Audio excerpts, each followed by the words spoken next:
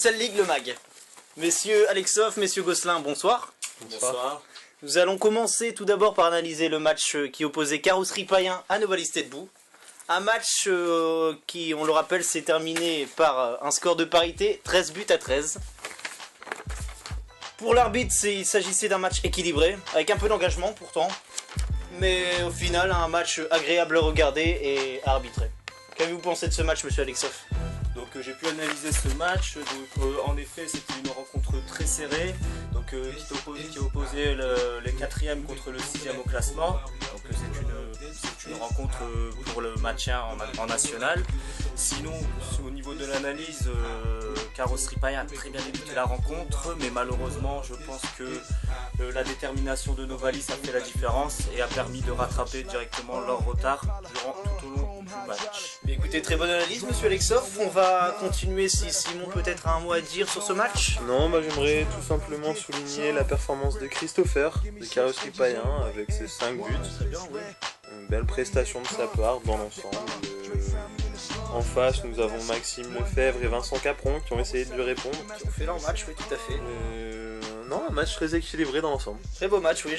On a tous apprécié ce match, hein, on peut le dire, dans l'ensemble, c'était un très beau match. On va continuer maintenant avec le match Lato, Loisir en Fête. Donc, je suis désolé pour Loisir en Fête, mais ce soir, c'était très difficile avec une fessée 15 à 4.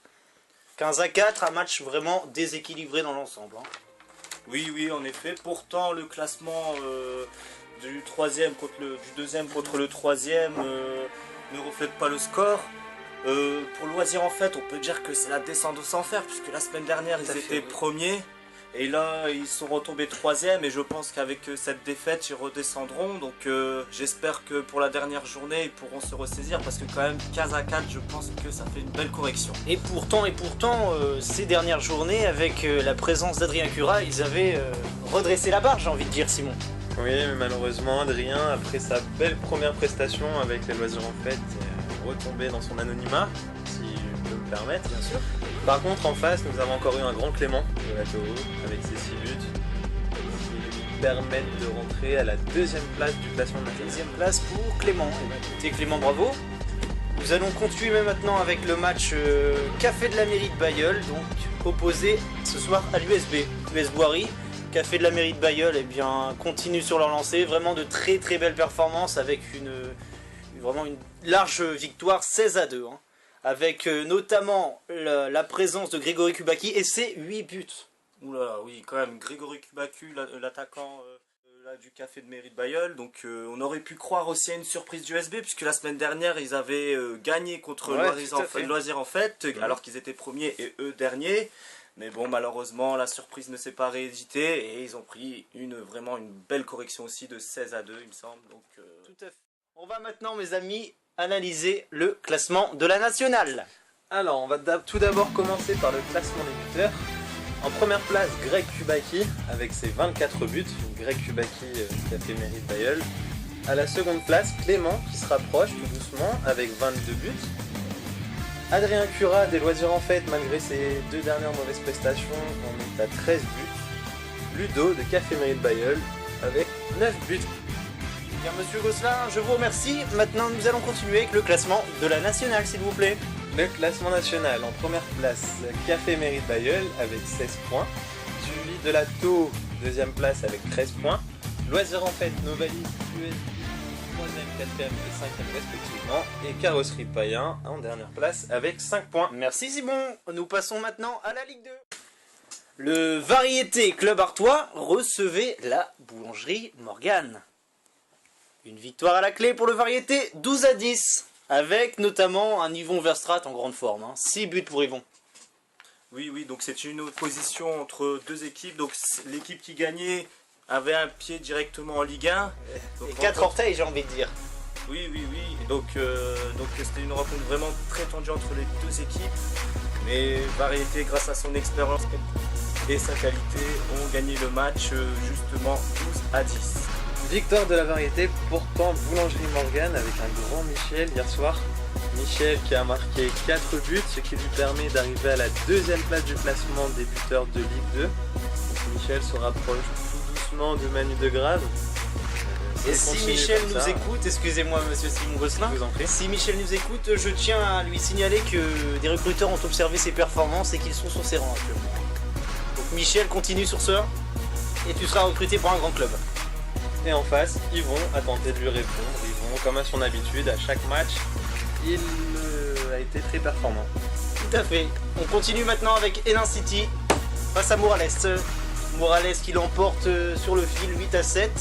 A souligné l'absence d'Hamza El Boundati. Pourtant, ça n'a pas empêché l'équipe de Morales de l'emporter ce match 8-7. L'équipe d'Hénin City je suis très bien placé pour évoquer cette rencontre. Donc, puisque je fais partie de l'équipe de Morales. Donc c'est vrai que c'est une rencontre vraiment très serrée tout au long du match. Après, c'est vrai qu'au dernier tiers-temps, nous avons réussi à renverser la vapeur et à gagner le match, mais ce fut vraiment très difficile car vraiment l'équipe d'Hénin City est une très belle équipe et ils peuvent vraiment prétendre à l'année prochaine pour une place en Ligue 1, je pense. On peut notamment souligner le duel entre Bastien Camus et Eliès, donc Eliès Morales, Bastien pour Hénin City. Donc ils font partie des meilleurs buteurs, ils ont chacun fait une très grande partie. On peut souligner leurs prestations. Écoutez, c'est fait, monsieur Simon Gosselin. On continue avec un match de bas classement qui opposait la Loose Team face à Symbiose. La Loose Team, vraiment, c'est très difficile en ce début de saison. Que des défaites à la clé. Symbiose relève un peu plus la tête. Donc il leur fallait à ces deux équipes une victoire pour vraiment avoir l'espoir de rester en Ligue 2. Qu'avez-vous pensé de ce match, notamment qui s'est conclu par la victoire de Symbiose 14-10, monsieur Alexov? Donc, comme vous l'avez dit, c'était un match pour le maintien. Donc c'est vrai qu'une victoire permettait à chacune des équipes de pouvoir se maintenir ou espérer se maintenir. Symbiose, grâce notamment à certains joueurs comme Emmanuel Degrave, a permis de gagner cette rencontre et de penser à l'avenir. Et Simon, je crois que vous aviez un mot à dire à propos d'Emmanuel Degrave, le nombre de buts? Oui, comme à son habitude, Manu nous a marqué 7 buts pendant ce match. Il conserve sa première place au classement des buteurs avec 22 buts. Et surtout, il permet à l'équipe Symbiose de revenir à la 3e place du classement de Ligue 2 à une journée de la fin avec 9 points. Bravo Symbiose! Et c'est parti pour la Ligue 1 avec le match Sadra Open Under. Sadra, Xavier Dumont, notre chroniqueur qui a joué ce match avec un bras cassé. Face à l'équipe de Open Under emmenée notamment par Jonathan Boll, Tony Genovese et Xavier Delattre. Donc à noter dans ce match que c'était un match vraiment rugueux mais vraiment correct entre ces deux équipes qui visaient surtout le maintien. Donc l'arbitre nous a signifié que Jeff a fait un match vraiment exceptionnel. Tout à fait, ouais. Donc, et aussi à l'avenir il peut vraiment rivaliser avec des buteurs comme Thomas Robaille voire Adrien Catelet. Vous pensez? On pense, donc c'est l'analyse de l'arbitre, donc à voir à l'avenir en espérant que Open Under se maintienne d'abord en Ligue 1 et j'espère que pour Sadra ils réussiront à faire quelque chose lors de la dernière journée parce que c'est très difficile en ce moment vu les derniers scores qu'ils font. Ouais, surtout pour revenir sur Jeff, ça fait 2 matchs qu'il est revenu, 2 grosses performances et ça lui permet d'être à la 3e place du classement des buteurs avec 16 buts. Très bien, merci les amis. On passe maintenant au match des prototypes face à la New Team. Un match qui au départ était censé être largement déséquilibré au vu des cotes proposées par les bookmakers. Une cote à 15 pour la New Team, une cote à 1,20 pour les prototypes. Et pourtant les prototypes au final l'emportent seulement de 2 buts d'écart, 12-10.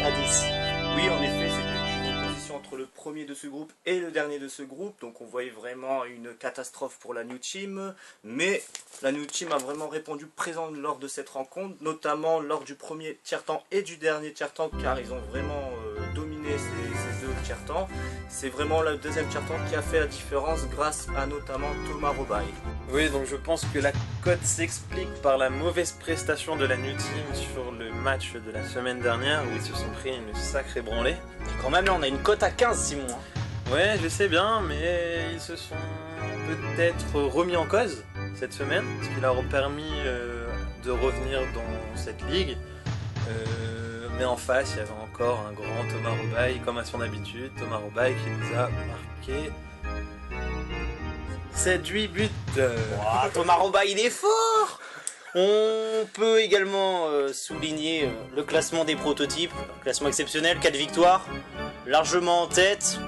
Écoutez, moi je dis prototype, bienvenue Au sommet de cette Futsal League. Tout à fait Simon. Et le grand match de cette Ligue 1 opposée, monsieur Alexandre Alexov, la Kawasaki face à la Côte d'Ivoire. Alors je suis, bonjour, avec Julien, le gardien des Kawasaki. On passe d'entrée sur les terrains pour affronter la Côte d'Ivoire. Julien, un pronostic sur ce match? Pronostic léger pour les Kawasaki, je m'attends à prendre au moins une quinzaine de buts face à l'attaquant fétiche Adrien Quatlet. Après on verra ce que ma défense et mon équipe au total. Moi franchement je suis pas très serein sur ce match là. D'accord, et pourtant on a appris que vous allez bénéficier de la présence de monsieur Romain Merlin en la personne. Exactement. Qui est, on le rappelle, le joueur du RC Lens en CFA. Très bon techniquement, également physiquement. Ensuite il connaît pas très bien notre équipe donc on verra ce qu'il va donner ce soir. Est-ce qu'il va être au top? Je ne sais pas. Maintenant on verra pendant le match. Eh bien écoutez monsieur Villeurval, on vous souhaite un bon match. Je vous remercie. Au revoir monsieur. Au revoir. Une victoire à la clé, 9-8, un but d'écart encore, vraiment des matchs très serrés dans cette Futsal League lundi. La victoire des Kawasaki, 9-8. Donc au niveau de ce match, au niveau aussi au vu des classements, c'est une surprise on peut dire, parce que Kawasaki qui gagne 9-8 contre la Côte d'Ivoire, c'est la première victoire, la première défaite de la Côte d'Ivoire depuis une certaine période. Au vu du classement, on peut dire que vraiment au départ, prototype Côte d'Ivoire sont vraiment les favoris de la Ligue 1. Je suis d'accord avec vous, ça fait on peut dire que les prototypes et la Côte d'Ivoire et le reste du classement, donc c'est vraiment une surprise. Donc c'est un exemple Kawasaki pour les autres équipes de la Ligue 1. Même si on joue contre la Côte d'Ivoire, il ne faut pas abandonner et surtout on peut gagner contre une équipe comme la Côte d'Ivoire. Bon, par contre, je tiens à préciser que côté Côte d'Ivoire, on avait quand même l'absence d'Adrien Quatlet. Eh oui, Adrien Quatlet, son absence commence à se faire ressentir dans cette équipe. J'ai surtout envie de souligner que c'était un match qui opposait deux grands gardiens. Donc d'un côté, la muraille d'or, Alexandre Kotoski, qui comme à son habitude nous a ressorti un grand match. Et de l'autre côté, un petit nouveau de la Kawasaki, enfin un petit nouveau... Ça fait quelques matchs maintenant qu'il a signé avec eux, qu'il a apparemment sorti un très grand match. Alors nous sommes de retour avec monsieur Julien Villeurval, qui on le rappelle est gardien des Kawasaki et qui a affronté ce soir la Côte d'Ivoire. Alors Julien, un petit mot sur ce match, sur cette victoire, on peut dire étriquée sur un score de 9-8. Écoute, très belle victoire, superbe match de mon équipe, un très bon Romain, franchement très belle défense, j'ai rien à dire là-dessus. Moi, j'ai créé l'exploit, j'ai fait une superbe parade, là-dessus je suis très fier de moi. Mais sinon, mon équipe était exceptionnelle ce soir. On a gagné un but et ça, franchement, merci les Kawasaki. Bien super, dans l'interview d'avant-match, vous nous disiez que vous aviez peur de vous prendre une quinzaine de buts. D'où vous vient ce complexe d'infériorité? La Côte d'Ivoire est réputée pour gagner tous ses matchs de 10 buts d'avance. Donc moi, je craignais d'en prendre une quinzaine. Finalement, mon équipe a joué le jeu. Beaucoup de collectifs. Très belle défense. Et ça a payé ce soir. Eh bien écoutez monsieur Villeurval, on vous félicite pour cette prestation. Merci bien. Bonne soirée monsieur Villeurval. Merci à vous également. Et dans l'analyse qu'on vient de voir, pourtant Julien partait vraiment avec la tête dans le cul, j'ai envie de dire. Il pensait se prendre 15 buts de la part de la Côte d'Ivoire. Non, comme quoi, rien n'est fait avant un match et il faut toujours espérer jusqu'au bout du troisième tiers-temps. Merci Alexandre. À souligner côté Kawasaki l'absence, excusez-moi, non, la présence de Romain Merlin, joueur du RC Lens en CFA. Ça nous fait plaisir de voir de tels joueurs dans la Futsal League. Oui, il nous apporte son talent, sa vivacité, sa technique. Et il va vraiment faire beaucoup de bien cette équipe de Kawasaki. Et pourquoi pas les emmener jusqu'au titre. On a surtout aperçu ses qualités au niveau du jeu de passe. Un but c'est pas beaucoup, mais il a apporté énormément dans le collectif. Oui, en effet. On passe maintenant au classement des buteurs s'il vous plaît. Classement des buteurs de Ligue 1, Thomas Robaille en première place des prototypes, ce n'est pas une surprise avec 39 buts. Second, Maxime Langlois de la Côte d'Ivoire, 21 buts. Adrien Quatlet est toujours présent dans ce classement malgré ses nombreuses absences avec 9 buts. Valérian Dubrul de Kawasaki avec 7 buts. Merci pour tout. On attend votre analyse maintenant sur le classement de la Ligue 1, monsieur Simon Gosselin. Alors, le classement de la Ligue 1 prototype en première place, 4 buts. victoires, donc 16 points. Côte d'Ivoire second avec 13 points. Kawasaki Up and Under 3ème et 4ème avec 10 points chacun. Sadra 5ème avec 7 points et New Team ferme la marche avec 4 points. Merci Simon. On passe maintenant à l'agenda de la semaine prochaine pour cette dernière journée. Journée qui promet d'être riche en émotions. Mes amis, avant de nous quitter, je tiens à vous informer que le 1er juillet, nous organiserons un événement en faveur de l'émission Tous Ensemble avec Marc-Emmanuel.